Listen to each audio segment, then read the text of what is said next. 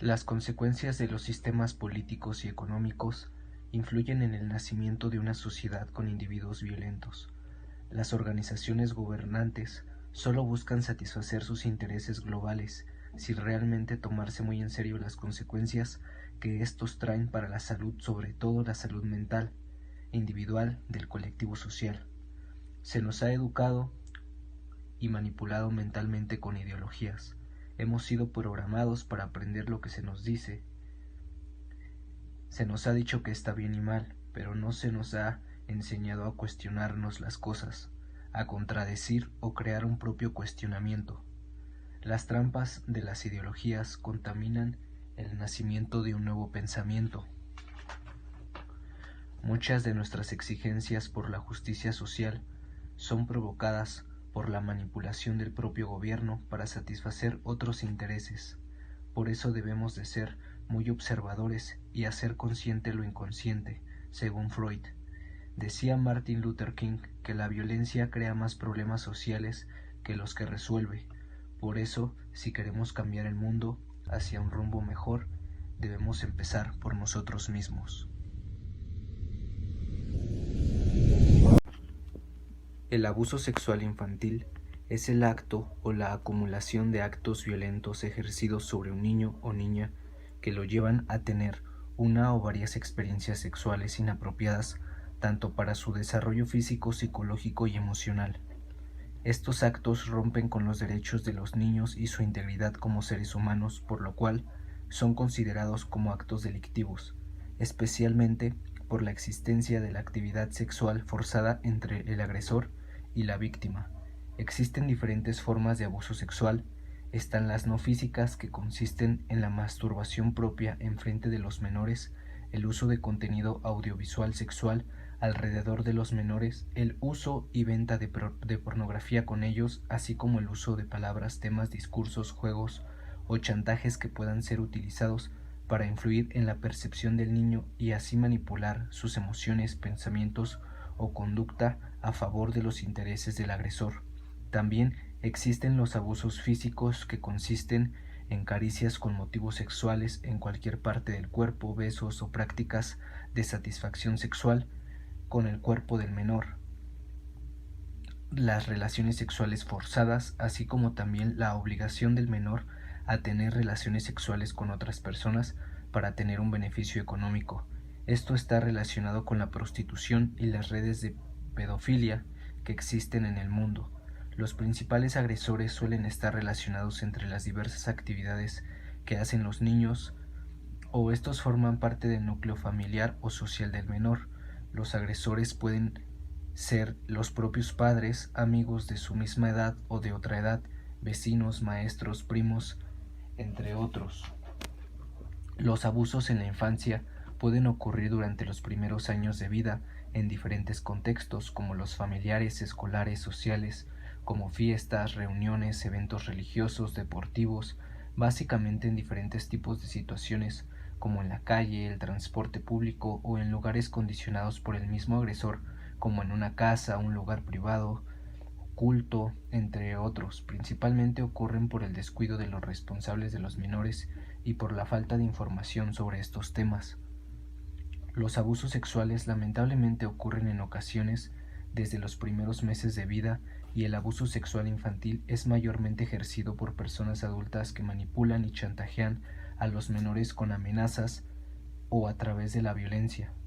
La violencia física, en algunos casos estos secuestran directamente a los menores, privándoles de su libertad y utilizándolos como un objeto importante de sus intereses.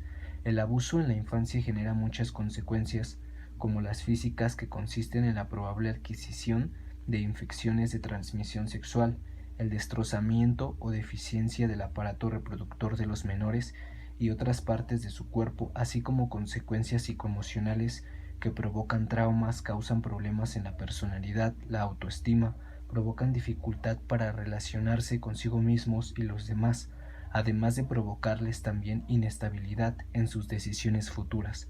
Traen ansiedad y depresiones que en ocasiones llevan al individuo a suicidarse o a que la persona abusada repita el mismo patrón de conducta posteriormente y abuse de alguien más. Existen indicadores psicológicos que nos pueden ayudar a saber si un menor está sufriendo de abuso sexual, como lo es que el niño comience a querer practicar juegos con motivantes sexuales, que el niño se comporte agresivamente con otros niños, que tenga un cambio de actitud en su personalidad, en la forma de hablar y vestirse, en la forma de dibujar, de conducirse con los demás, entre otras. Además también están los indicadores somáticos físicos como la presencia de sangrado anal, vaginal, en el pene y otras rosaduras o marcas en el cuerpo de los menores.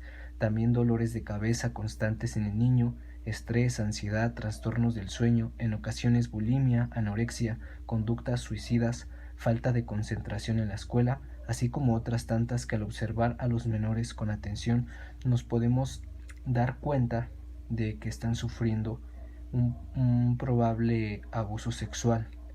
Bueno, una vez que se haya detectado en un niño que ha sufrido abuso sexual, se debe de recurrir a organizaciones y autoridades que se especializan en llevar este tipo de casos primeramente. No se puede ejercer justicia por la propia mano, ya que estos procesos son muy delicados e involucran aspectos legales.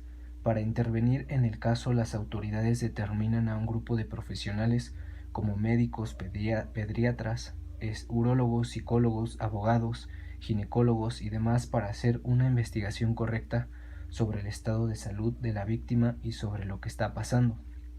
Y sobre lo que está pasando irregularmente, lo que ha pasado.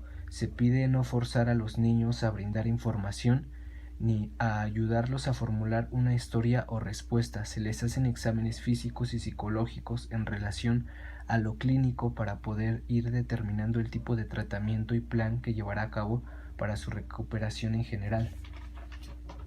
Una de las formas más importantes para evitar este tipo de abusos a menores es concientizar a los niños de este tipo de temas, dándoles una educación de prevención a los responsables de los niños y a los niños, asistir a terapia familiar o personal, trabajar en caso de haber sufrido abuso sexual en la infancia, en terapia, si se es adulto, para evitar posibles repeticiones del acto, tanto para el cuidado de uno mismo como para prevenir que se ejerza sobre otros. No dejar a los niños bajo el cuidado de desconocidos o familiares sospechosos, o que el niño que al niño no le agraden. Tener cuidado con los sitios web que visiten los niños, porque a través de ellos pueden acercarse los agresores robando sus datos personales como nombres, direcciones y más. También algo importante por mencionar es que normalmente se piensa que los que son agresores, los que violan, tienen ciertas características de trastornos de la personalidad y que pueden ser personas que quizá están enfermos. Regularmente no es así. Regularmente cualquier tipo de persona puede tener este tipo de conductas contra un menor, ya que en ocasiones se presentan situaciones que pueden alterar o pueden provocar este tipo de acciones en el día a día. Entonces cualquier persona está propensa a cometer este tipo de errores, y no necesariamente es porque esté enferma, pero pues sí, regularmente hay indicadores en las personas que nos pueden permitir pues saber y conocer si es propensa a violar a un menor o a tener cierto tipo de conductas que pueden afectar a los demás.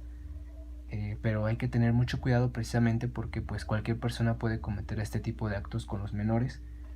Y pues bueno, también aquí me gustaría decirles si podrían a completar desde sus consideraciones 3 formas de prevención contra el abuso sexual a menores.